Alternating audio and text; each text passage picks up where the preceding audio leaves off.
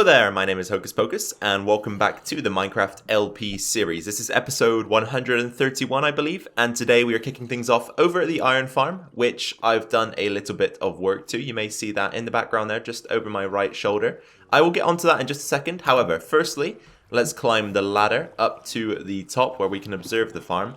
And you may quickly notice that we've added a fourth pair of cells. So now we have 1, 2, 3, 4.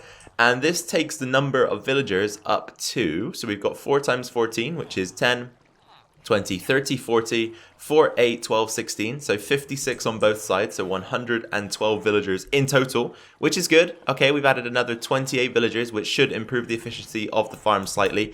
There are other things we need to do as well to, again, improve efficiency, such as putting zombies up here, I think, will actually cause the villagers to spawn more golems due to them being in panicked mode, but we'll think about that in the future.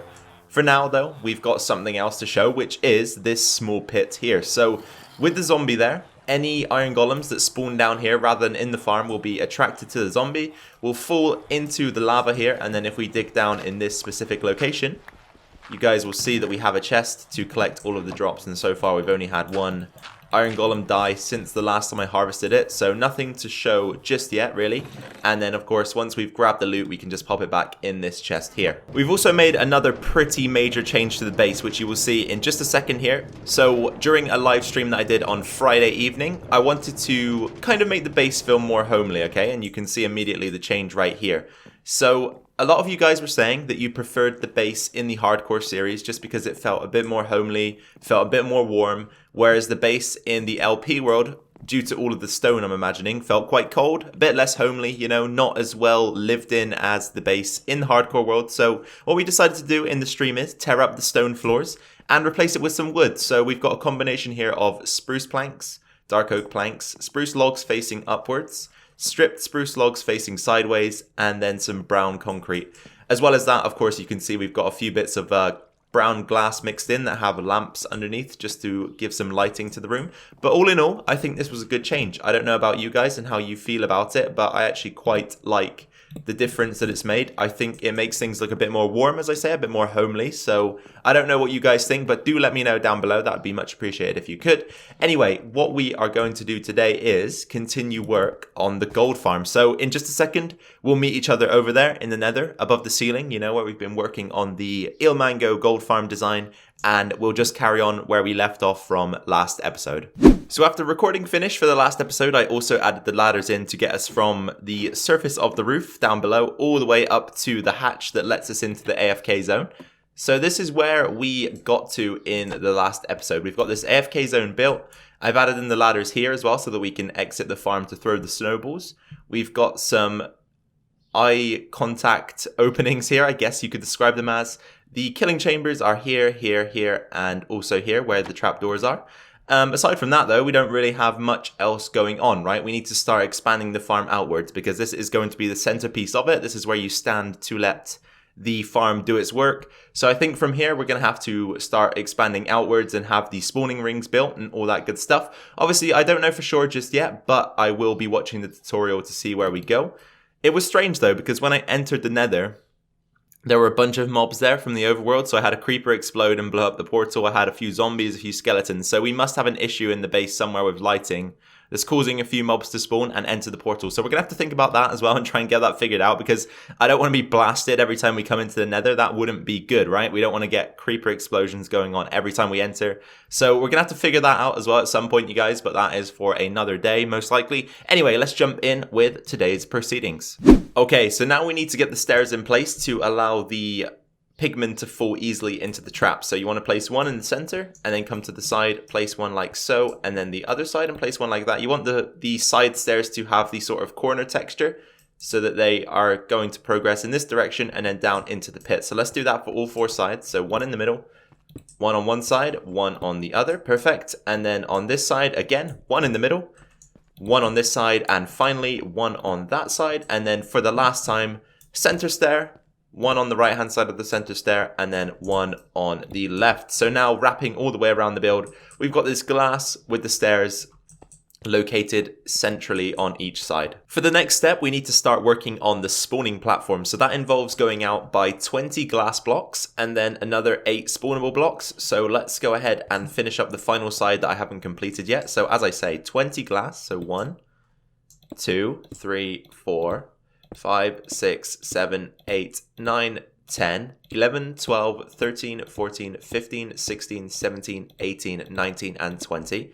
And then we're going to go 8 spawnable blocks. So 1, 2, 3, 4, 5, 6, 7, can't place, and 8. So let's just double check that. 1, 2, 3, 4, 5, 6, 7, 8. Perfect.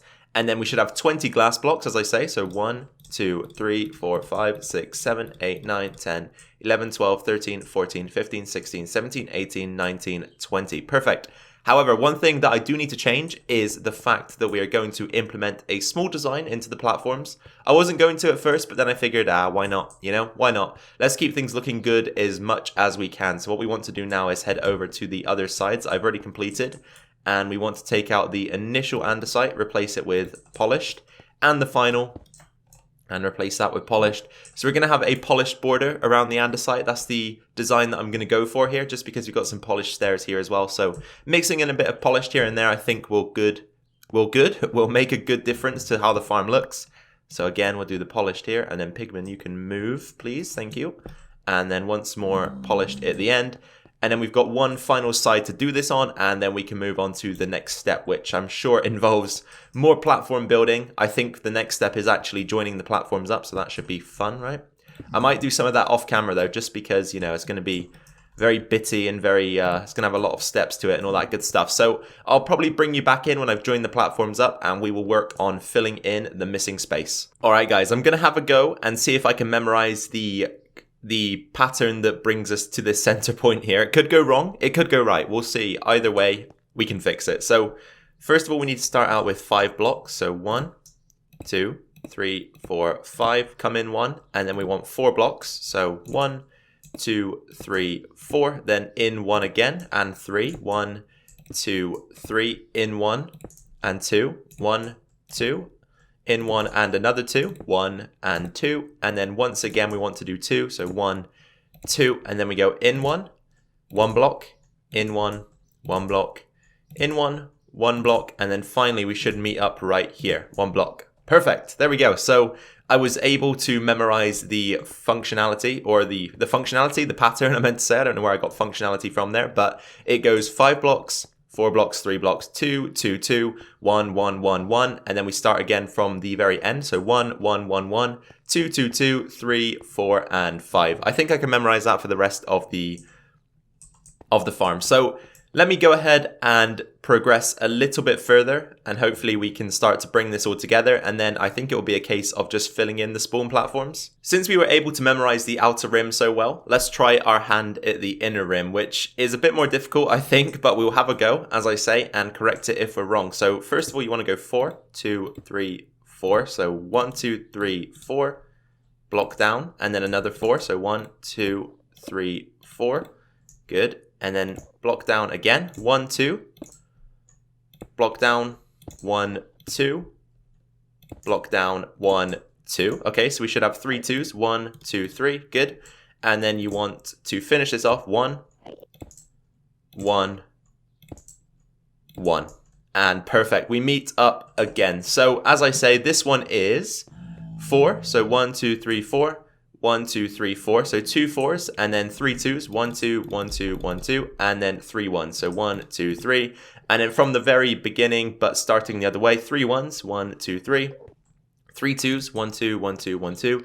And then 2 4s. 1, 2, 3, 4. 1, 2, 3, 4. Perfect. So I guess now the goal of this platform is just to grab the regular andesite and fill it on in like this.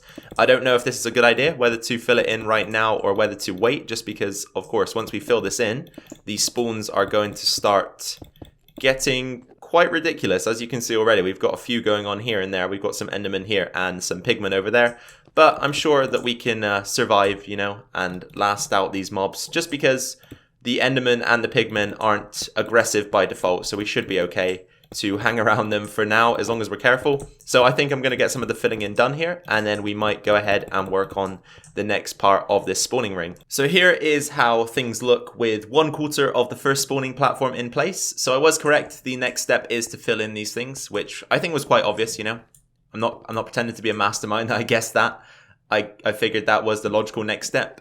Anyway, the next step after this one is to go ahead and fill in the glass as well. So now we need to bring the glass all the way up to the edge of the spawning platform. This is in place, I think, to prevent spawns, but to allow mobs to make their way towards the center of the farm so that they can be killed in the chambers. So using glass is critical here, just because it will prevent spawns in these areas. I'm kind of getting worried now though about ghasts, because we've got this spawnable area here, and when we fly down to gain resources and come back up, I'm pretty sure that ghasts will have the chance to spawn. So I'm kind of getting worried about those guys. And if they do become a frequent problem, we'll probably head back to base, grab the bow and arrow so that we can kill them a bit more easily than trying to deflect their gas balls, because I don't know if gas can break glass with their fireballs. I would imagine they could. I know that they can't break stone, but I'm sure that they could probably break glass. So we need to be careful when they're in the region, right? So I should probably go back and grab the bow in a moment. Anyway, let's finish this up here. We need to fill all of this in with glass, and then that's the first quarter of the first spawning platform complete. With the glass in place and the spawning blocks in place, we can now light up the area. I think this is to prevent enderman spawns. So what you want to do is every 4 blocks place a torch. So 1, 2, 3, 4, 1, 2, 3, 4, 1, 2, 3, 4, 1, 2, 3, 4. 1, 2, 3, 4, 1, 2, 3, 4, and then 1, 2, 3, 4. Okay, so from this point, I think you just work your way across. So you want to go from this torch and go 1, 2, 3, 4, 1, 2, 3, 4, 1, 2, 3, 4, 1, 2, 3, 4, 1, 2, 3, 4, so on and so forth. And you can do this for all of the torches. So again, 1, 2, 3, 4, 1, 2, 3, 4, 1, 2, 3, 4, 1, 2, 3, 4, 1, 2, 3, 4, and then sooner or later, you're going to have a grid of torches all across this spawning platform and the glass that will hopefully prevent enderman spawns. So 1, 2, 3, 4, 1, 2, 3, 4, 1, 2, 3, 4, and it seems to match up perfectly actually, which is nice. So from this point, 1, 2, 3, 4, you're back doing the same pattern. So 1, 2, 3, 4, and you know what? I'll just get the rest of this done off camera. However, we have had our first gas spawn. It blew a hole in the glass here, but I was able to get the gas quickly and repair the hole. Stupidly, I just went back to base and didn't bring the bow, which might be a bit of a mistake, but we'll deal with things as they come, I guess, and hopefully gas spawns stay down to a minimum. There is a way that you can prevent them during this segment of the build using carpets, but I'm not sure if I really have the patience to be putting down carpets as well as the torches here. I kind of just want to get this build moving, you know, and get it finished. So I think we'll just take the risk and deal with them, as I say, as they come. Alright guys, so the torches are all in place and things are looking quite bright up here now. And I've just come back to the top to start the next segment of the build. So I've made a decision. I'm going to build the first 3 platforms on 1/4 just so that we can avoid any gas spawns, and then I'm going to start with the top layer and work it all the way around and then work down from the top layer, just because if you do that, gas spawns should be prevented from the start because the top layer has glass above it to prevent the gas spawns, and then obviously working your way down won't cause any changes to that. So that's what I'm going to do. However, we need to again try to memorize this. So what is it? It's 4 4 3 3 2 1 2 1 1 1. Okay, let's see what we can do. So 4 first of all. So 1 2 3 4, and then another 4. 1 2 3 4. Then it was a 3. 1 2 3, and another 3, I believe. And let's go and double check again because I've kind of forgot already. So 4 4 3 3 2 1 2 1 1 1. Okay, I think I've got it. So 2 1 2, and then 1 1 1 should link us up. Good, there we go. Okay, so now that we've got the outside rim in place, we need to try to get the inside rim in place. But you guys need to be cautious if you're building this, because the next layer isn't exactly the same shape as the first layer. So make sure you listen to the tutorial if you're following it like me. Make sure you listen closely and follow it step for step.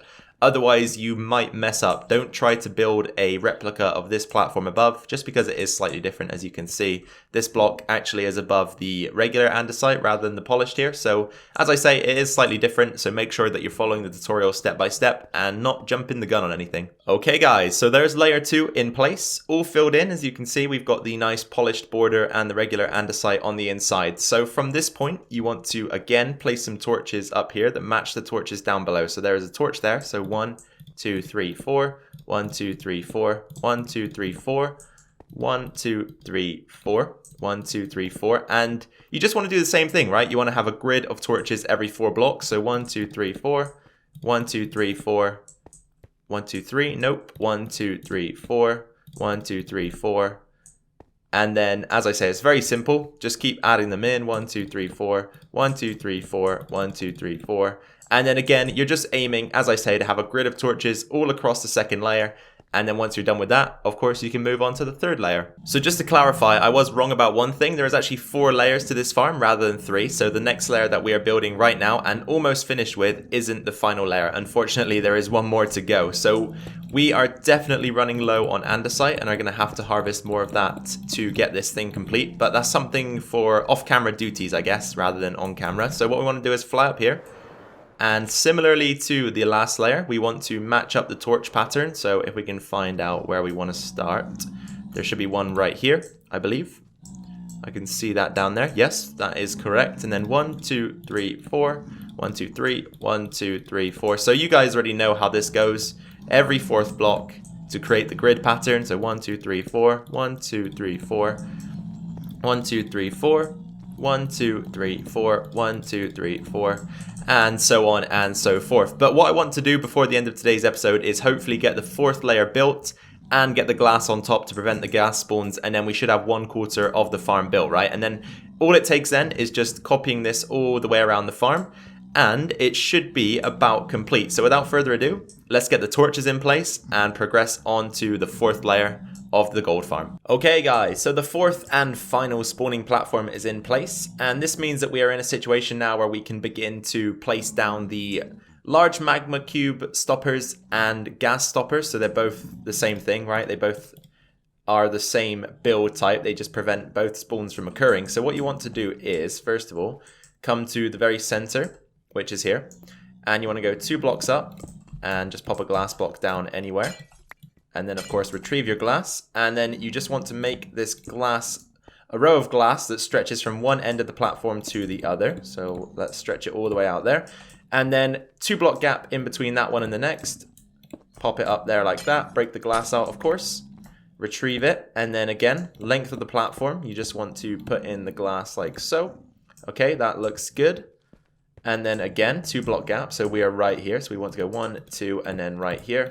Pop down the glass block and take it all the way to the edge of the platform. So whatever length the platform is, that's the length of the glass row here. So let's take this all the way out to there. I think that is good. Okay, yep, that's fine. And then you just want to keep going every 2 blocks. So, wow, every 3 blocks it should be, right? Because there's a 2 block gap. So once again, 2 block gap. Up we go. Glass in, glass removed. And then length of the platform. So from this block all the way back to the edge here. And you can just sneak to figure out how long it needs to be, because then when you're on the final block, looking up should be 1 glass block there. So as I say, every 3 blocks you just want to place these, and eventually in the corner you'll have to create a strange kind of V shape, which I'll show you in a second. But first of all, let me continue with the process. Okay guys, so this is what it looks like once you've got the pattern complete. So we've got the glass bars running all the way from one side into the center and all the way from the other side into the center. And you can see here that we get this V shape where they meet up in the middle. However, this isn't where things end. So from this point, you want to come in another 2 blocks like that. And then from here, hang on, let's actually space this out evenly for a better look at what's going on. So we've got 3 blocks there, 1, 2, 3, and then in 2. So from here, we want to just join up the center. So another 2 blocks in like that, we're going to have another V shape of glass. So that's our center point there, the tip of the arrow, if you will. And then we want to come out to the edges again. There we go. And then out to these edges like this. And that is perfect. So we've got our 2 V shapes in the center and all of our bars running along the sides.